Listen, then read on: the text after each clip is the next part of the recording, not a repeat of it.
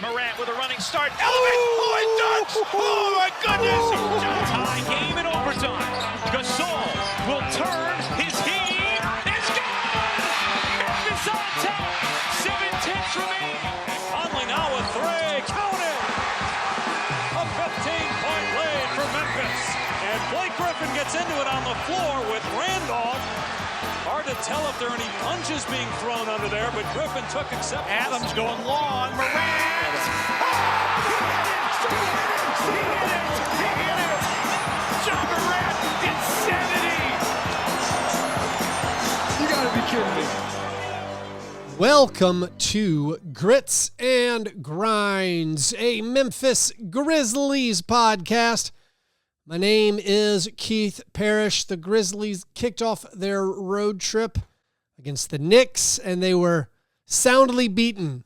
They gave up 77 points in the first half. They fell down by 28 points and lose to one of the best teams in the NBA. Ja Morant did not snap out of his shooting slump. They play again on Wednesday night, second night of a back-to-back against the Celtics. So let's go ahead and get through some of the things that happened in this loss to the Knicks. On the one hand, the offense played kind of well with one major notable exception, and that's the turnovers. If you throw out the turnovers, this was a really good offensive game. This was the highest effective field goal percentage game of the season for the Grizzlies. The Grizzlies were doing a good job moving the ball and passing to cutters. They were finding guys on give and goes. The bigs were diving towards the rim. Even Jaren was picking up assists. Jock Landale got some. Santi got some. But unfortunately, turnovers do exist. Jaren had many turnovers, flinging the ball all over the place. Ja Morant turned the ball over 7 times in the first half, finished with 8 turnovers for the game, 1 off of his career high for turnovers in a game. The Knicks at halftime had 19 points off of Grizzlies turnovers. The Grizzlies had 0 points off of Knicks turnovers. At one point, I believe it stretched out to 30 points off of turnovers to 3 for the Grizzlies. The Grizzlies have not been generating turnovers most of the season. But in this game, notably, the Grizzlies couldn't keep up. Despite shooting the ball pretty well, the turnovers were the big difference in the game. Now, the Grizzlies defense, I think, also maybe not that great at times. The Knicks were scoring at will. A lot of that, though, was being put in disadvantaged situations because of your live ball turnovers. Like the entire point differential in this game can be explained away with those points off of turnovers. But the bigger story, probably for the Grizzlies, is just the continued lackluster play of Ja Morant. His shooting woes continued. He made just 4 out of 14 field goal attempts. One game, after going 1 for 11 on 2-pointers, Ja in this game was 2 for 8 on 2-pointers. This has continued this negative downward slide. 4 for 14 for the game for Ja Morant. That is a field goal percentage of 28.6%. This was the 6th straight game where Ja Morant has shot 35% or worse. Ja Morant, before this season, his longest streak of failing to shoot over 35%, another way to say it, his longest streak of shooting 35% or worse, before this year, his longest streak was 2 games. He'd never gone 3 straight games failing to shoot over 35%. He's now done it 6 times in a row. He is shooting for the season 35% on very high volume, obviously. When you combine that with the turnovers, you get terrifying numbers. Since returning from the team suspension for conduct detrimental for a horrible game against the Lakers, Ja Morant is averaging 5.8 turnovers per game and he's shooting 28% from the field. That combination of turnovers plus bad field goal percentage with high field goal attempts, basically unparalleled in NBA history. The only thing close is a couple of stretches of Allen Iverson in the early 2000s. Allen Iverson had big-time shooting slumps. He shot every shot for the Philadelphia 76ers back then. Also, it was a different era with much lower field goal percentages. If you want to have a little bit of fun with StatHead right now, this last 5-game span for Ja Morant, he became the first player in 50 years. I mean, he's the only player in the database. They have play-by-play database at StatHead back to the 75-76 season for this specific query. Ja Morant is the only player since then to have a 5-game span where he's shooting under 29% on at least 15 field goal attempts per game and also turning the basketball over 5 times a game. Just at 5.8 turnovers per game. Ja Morant is not right. Period. Is it teammates? Is it coaching? Is it a physical limitation? Is it psychological? I have no clue. But he's not right. His effort at times seems to be very poor. He had some lackadaisical turnovers in the first half. He does not seem to be going all out. He's not getting to the rim. His 2 made 2-pointers, they were both floaters. First one was kind of a jumper. It was a great move. Scores from about 10 feet. The other one was an awkward runner from about 12 or 14 feet. He doesn't even get to the rim to attempt field goal attempts. His 2 shots closest to the basket were sort of layups. He missed them both, overlaid both of them. Now, some of this is defense, where the other team is loading up on the ball big time against these Grizzlies because they know no one else is going to hurt them. Yeah, a lot of guys on the team had pretty decent games for them because of how much the defense was taking away Ja Morant's game. So that is some aspect of it. Some of that will be relieved when Ty Jerome comes back and when Zach Edey comes back. Some of it. But the shooting numbers, again, going 11 games, shooting 35%, that's not what all-star players do. So Ja Morant right now, it's some percentage of this is his ability, some percentage is his motivation. Maybe some of it is physical, but he's not right.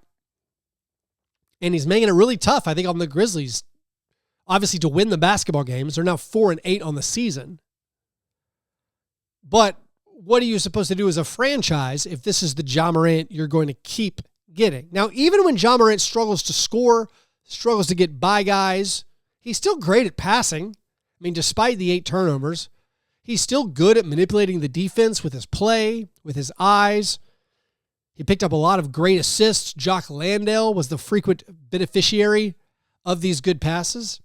He's still moving the defense around, but if he's not scoring, if the defense can go under every screen with him, if he's not able to shoot above the break, I mean, he knocked down 2 3-pointers, both from the corner. He's shooting great numbers from the corner, by the way. This season, Ja Morant, 5 out of 9 from the corners. Every other 3-pointer, 5 for 51. From the corners, 5 out of 9. Not from the corners, 5 for 51. But Ja Morant continued his long struggles. You play that game we played last episode. This is now the worst 2-game back-to-back shooting span of Ja Morant's career. It's also the worst 3-game span, 4-game span, 5-game span, 6-game span, 7-game span, 8-game, 9-game, 10-game, 11-game span. The Ja Morant issue is a huge issue for the Grizzlies. I don't know how much of it is going to be alleviated by the return of Zach Edey, who hopefully returns in the next week or so. Like Brandon Clark, we got Brandon Clark news, by the way. He's coming back in 6 to 9 weeks. So hopefully Brandon Clark plays either around Christmas or the weeks after that, going into January. Even if those guys come back, if this Ja Morant is your best scorer, you're not a playoff team. Now, the one bright spot for the year so far, obviously 4-8 is not good. The schedule remains difficult. However, up until the Jazz won on Tuesday night late, the Grizzlies were still in 10th. Right now, they're a half game out of the play-in. If you told me by the time Ty Jerome and Zach Edey comes back, the Grizzlies are in 10th, I think I would have taken that. Now, winning only a third of your games, that part perhaps you wouldn't take. But the Ja Morant struggles continue. Yeah, he gets a double-double. Yeah, he gets 10 assists, but that's 10 assists against 8 turnovers, 16 points. He did make all 6 of his free throws. Again, shooting 96% for the line. Ja Morant on fire from the free throw line, but really struggling otherwise. Now, Jaren continues an efficient season. He had 19 points, 6 rebounds, did have 5 turnovers, just slinging the ball out of bounds, attempting to pass. He made 2 out of 4 three-pointers. He's shooting 40% on three-pointers this season, so that's been very, very good. Santi Aldama had maybe his best game of the year. He had a season high in points with 19, made all 7 of his 2-point attempts, and was 1 out of 3 on three-pointers. Cedric Coward struggled to shoot the basketball. This game affected the incredible efficiency numbers of Cedric Coward, but I think this game also showed why we love Cedric Coward. Even when missing all 5 of his three-point attempts, he was all over the place. He had 5 assists, a new career best with 2 blocks, also 2 steals. He also played 30 minutes in this game, a few minutes more, or a few seconds more than Jared Jackson Jr., who fouled out, by the way. Vince Williams Jr. had a strong game, but also had 2 fourth-quarter plays that really, I felt, robbed momentum. So the Grizzlies fall down by a lot. They're down 23 at halftime. They eventually get back into the game. You could say this game, it was the turnovers, and also it was this big run into the first quarter, start of the second quarter. The Knicks run off 19 straight points. Throw that out, hey, tight game. But the Grizzlies were trying to get back into it. Some of the shots were falling. I did feel like the Grizzlies did a good job of pushing the basketball. I mean, you point to team high or a season high 22 turnovers. Maybe you pushed the ball too hard. But they were hitting guys on leak outs. They were getting wide open 3-point looks because of advancing the ball quickly. Ja Morant did this. Did a good job of finding a lot of open shooters. Those open shooters started making shots. The Grizzlies did get within 10 in that fourth quarter. But Vince, while having a strong game, season highs in points, rebounds, and assists, he had 2 plays that I felt specifically robbed momentum. He missed a putback dunk attempt. It was a tough play. I mean, good play getting the offensive rebound, but he misses that. That was part of a big run, and him missing that, it felt like it stopped the momentum briefly. And then also, he had made 3 out of his first 4 three-point attempts, but had a wide open three-pointer from the wing that would have cut it to 7. It felt like that really would have put some pressure on the Knicks, but unfortunately, he missed it. But otherwise, good stuff from Vince, who actually played a little bit more with Ja Morant than we've seen for most of the year. He was on the court with Ja.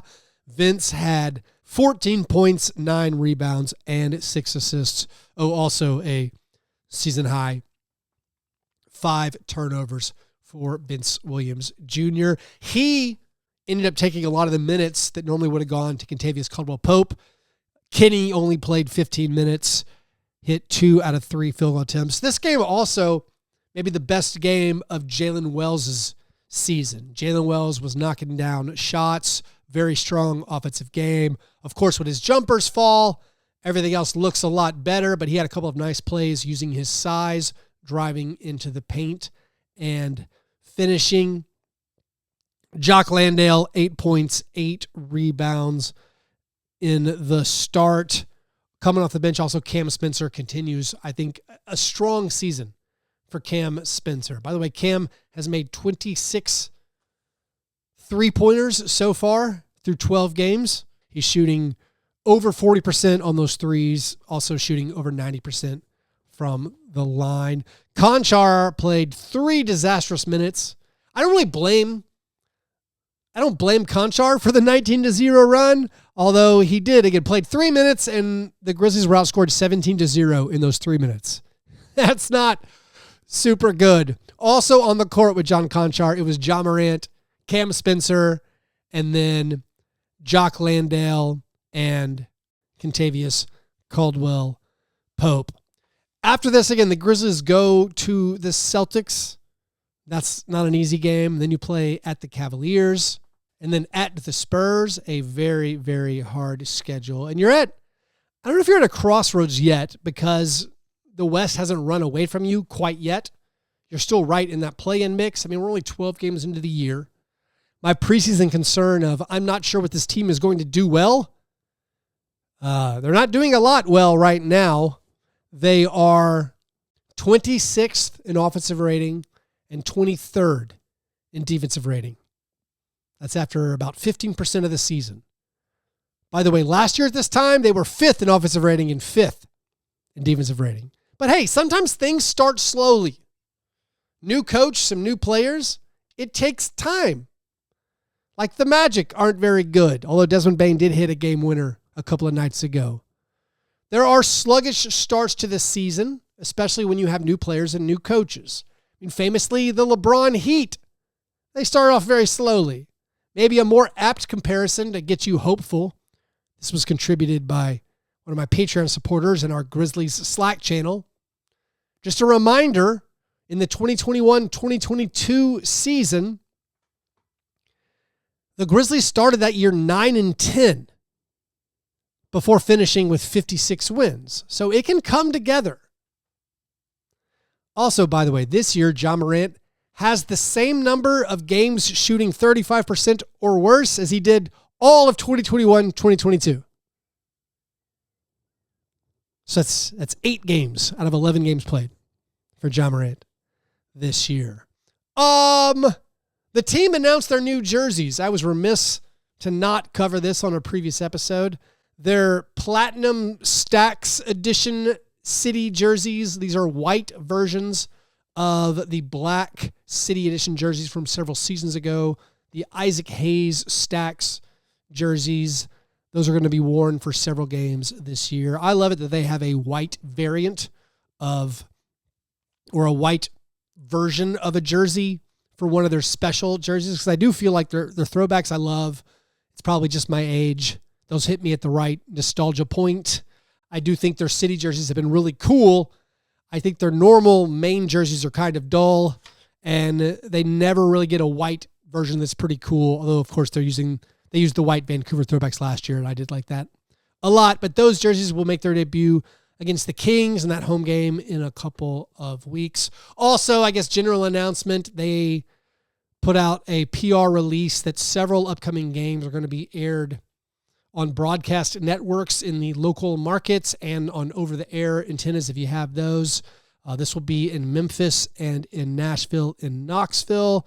In Memphis, the games are going to be on Channel 5. It's Channel 4 in Nashville. In Knoxville, it is WBXX Channel 20. So those of you who have trouble with FanDuel or want another way to watch the Grizzlies, that seems like a cool option there. Final announcement, this coming Tuesday, November 18th for the Spurs game, I'll be hosting a watch party in Nashville, Tennessee. Come to Nobles East, win some Grizzlies prizes, hang out with other Grizzlies fans. All right, that's all we have for today. Grizzlies back at it again in a few hours against the Celtics. Hopefully, we'll get a solid result. Both teams on the second night of a back-to-back. Good chance for Ja Morant and the team to bounce back. All right, thank you guys for listening. Hope you have a great Wednesday. I'll talk to you soon. Go Grizz.